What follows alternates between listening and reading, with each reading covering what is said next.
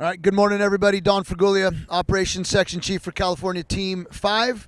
Today's Tuesday, September the 17th. The bridge fire is 54,795 acres, and we're at 25% contained today. So, as we do every morning, we want to walk you around the fire and just give you a little operational update on what's going on out there. So we're going to start down here in the south end of the fire. Things are actually starting to look really, really good down here, as evidenced by this containment line on the map. So that's that good black. We feel that the fire is contained and not going to move.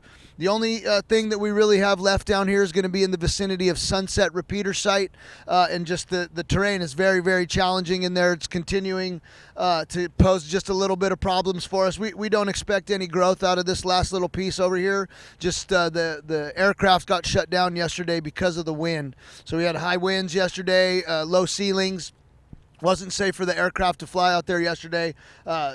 Conditions have changed for the day today, and so we do expect to be able to fly the rotors in here, possibly some mobile retardant base. That's a base that the helicopters can use, actual fire retardant, and put it in their buckets. And so that's going to help us finish this piece up at the Sunset Repeater Site. As we move over to the west flank of the fire and into the Sheep Mountain Wilderness, this is starting to get cut out here. We did use Pigeon Ridge. We're pushing dozer line up Pigeon Ridge to gain access up here into the wilderness boundary. Looking at a combination of direct and indirect strategies in here, but mostly direct. We don't expect this fire to move. We're monitoring it several times per day, both visually from lookout spots. We're using IR aircraft. We're using satellite. We're using all the tools in the toolbox to make sure that this edge is quiet and continues to show no heat. Really, the only heat is here at Rattlesnake Peak. Flew it 2 days ago, and there's not much out there, just a little bit of brush and some dead snags on fire. So we move into the wilderness. We did get a hotshot crew to walk in yesterday to the top of Mount Baden-Powell, and they started looking at this edge coming down. Nothing showing out there, but we are starting to finally get some boots on the ground to start going direct on this edge. More crews coming in to start accomplishing that work. Up into the priority, right? And this has been the priority for me every day since I got here, is the north end of this fire. Particularly today, we'll be in the Fenner Gap, Fenner Saddle area above the Big Pine Road. Just a very challenging piece of ground in here for us to get after, but we do have the majority of the horsepower in there that's assigned to this piece of ground, and they're going after it direct, and should be able to show some black on the map here in another day or two. But just very challenging. There'll be smoke out there today. The rotor wing will be concentrated out here today, and the crews will be going after it. On into Big Pines and up through Mountain High.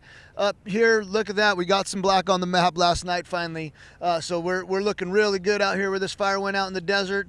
This piece all has handline, combination handline, dozer line. We're mopping up.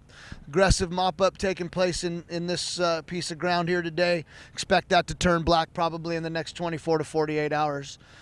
Down into the big stories where we're around the community of Rightwood. Just a ton of work left to do in the community of Rightwood, and I want to address that just for a second. It's everything from snags to rolling material. It's steep, rocky. Rocks are coming down onto the roads. It's just not a safe place for people just yet. So we're working diligently day and night to mitigate those hazards out here around the community of Rightwood, and we hope to continue that good work for the next 24 to 48 hours, obviously with the eye towards getting people back to their home as soon as we can. However, it's just not safe in there yet to let people go, and as soon as it is safe, you guys will be the first to know.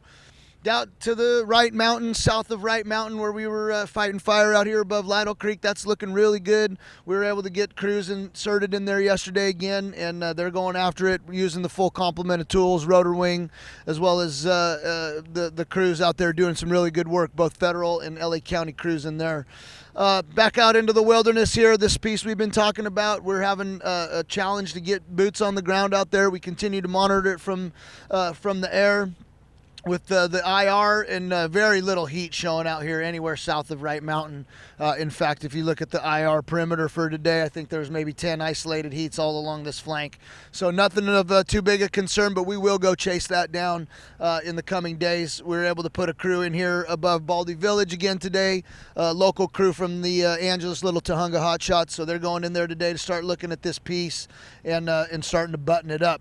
Down into Baldi Village, you see this good. Once again, we put a bunch of black on the map last night. That's that good containment we're gaining down here. Same story in Baldi Village, right? It's steep, it's rocky.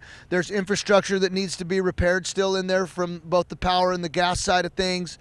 Trees are continuing to fall. The road continues to have rock impact on it, and so we're making it safe with an eye towards getting people back to their houses just as soon as we can. We know everybody's anxious to get home. You're not seeing a lot of smoke out here, and we understand, but it's just not safe for people to be in there just yet.